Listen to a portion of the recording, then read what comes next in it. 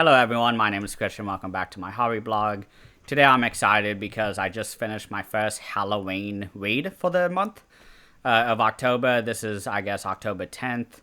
I have read other, I guess, scary books or whatever, but I haven't finished them, so I will be talking about them when I finish them. But this is the first one I actually did finish this month from beginning to end, and it's Stephen King's Salem's Lot. This is an old copy I got online from thrift books for free because I had a lot of reward points. I love thrift books. But this is a nice little book. This will be a non-spoiler review because I don't really have any spoilery thoughts. But for anyone who's read Dracula or know the story of Nosferatu, through any of the adaptations, there's a million of them, feels like, you'll be very familiar with the story. I love Stephen King. I love his books. I've read about 4 or 5 of them. Carrie, It, The Shining, Misery. Misery's fantastic. I love that book. Revival. And this is my 6th one that I've read, is Salem's Lot. And I've seen the movie by Tobe Hooper. I enjoyed it for what it was. It was fun, but I felt like it rushed a little too much. And I wish it was more like a TV show.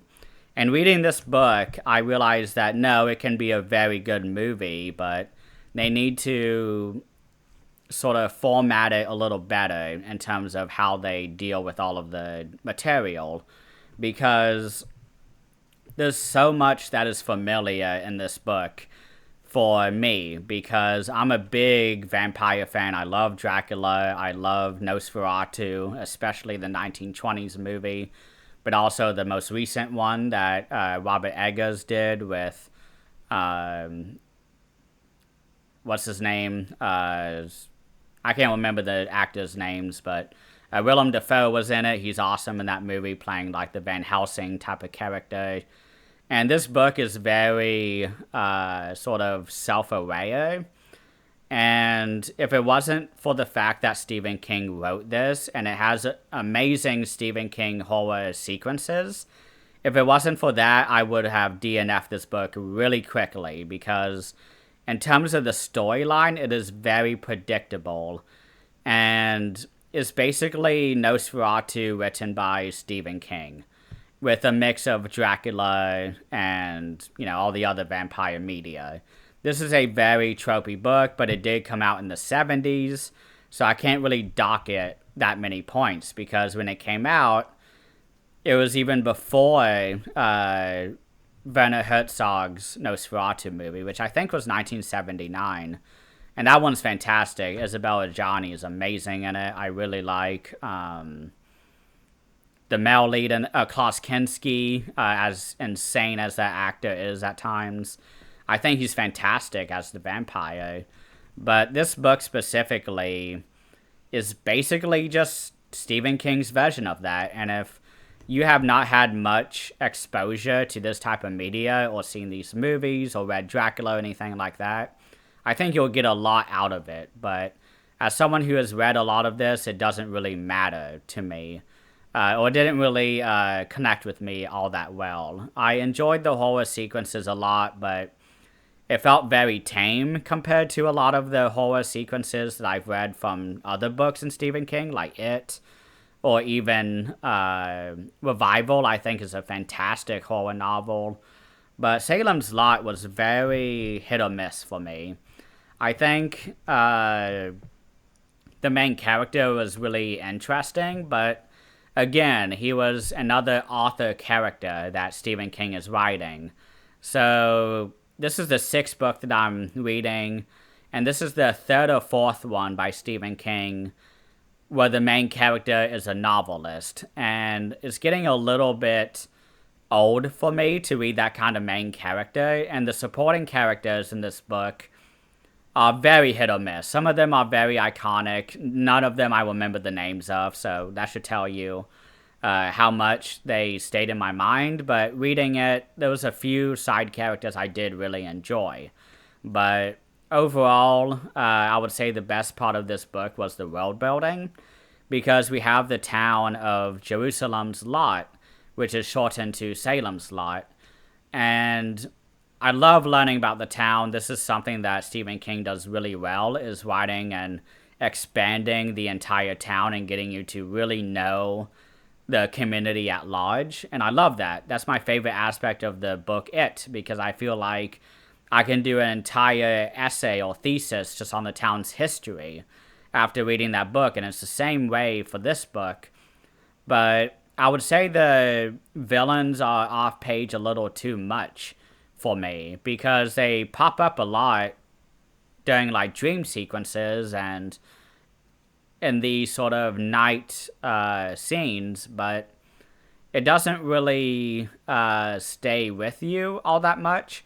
It's very much like Stephen King wanted to write his own Dracula, but was very constrained in how he wanted to write the story, because it feels like a one-to-one story with Dracula mixed with Nosferatu. And it's fine. I wish the antagonists were on screen a lot more, because they were really creepy. There was a really amazing air of mystery going on in this book.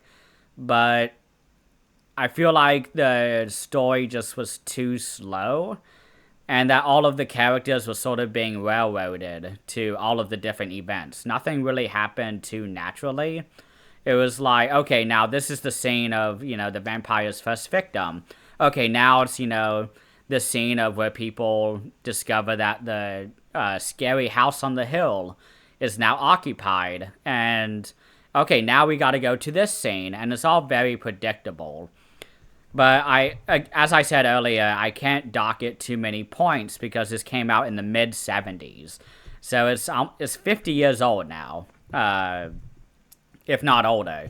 So I sort of have to kind of put my glasses on and be like, and not be as critical of this book. But as someone who's read a lot and seen a lot of vampire movies as a cult film enjoyer, I did not get much out of this book, and I wish I did, but, I mean, he's written dozens, if not hundreds, of books, so not every single one's going to be a big hit for me, and that's something I sort of had to remind myself. I was like, this is a short book, it's like 430 pages, you can read it in a few days, but I was sort of like, okay, like, someone had mentioned to me that I need to read this before reading The Dark Tower, which is Stephen King's big, like, epic fantasy series, and I don't know why. I don't know what part of this book is going to reappear, if not the main characters, because there is these two characters from the prologue and the epilogue.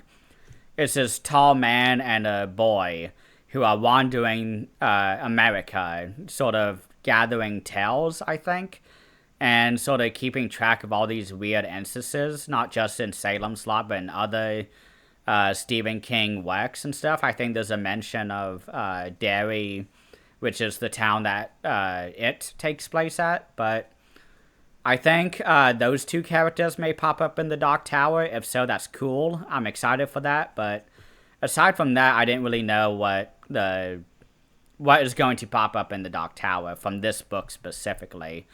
But the next book I want to read by Stephen King is Insomnia, and I've heard that's a more explicit crossover with Dark Tower. I don't know too much about that book, so I'm excited to read it. It's a chunky book, though, is the one thing. So I hope I can enjoy that book more, and it doesn't turn out to be a month-long read. But that's sort of my review on this book. I wish I liked it more, but I didn't. I gave it a 6.5 out of 10. I think other people may rate it at like a 7 to 8 out of 10. Because it is very well written. It's Stephen King, so he has a lot of great horror sequences, but I feel like for me, it didn't hit as much as I wanted it to, or as much as it just felt very tropey, as I said. So if you haven't read that many books like this, then it'll be a lot better for you. So I think you should give it a try if you haven't read it. But if you're like me and you've seen a million vampire movies from the 20s all the way to today, and read Dracula, and read all the different seen all the different adaptations of Nosferatu, there will be a lot of familiarity with this book. So That's it for today. Thank you all so much for watching, and please have a great rest of the day.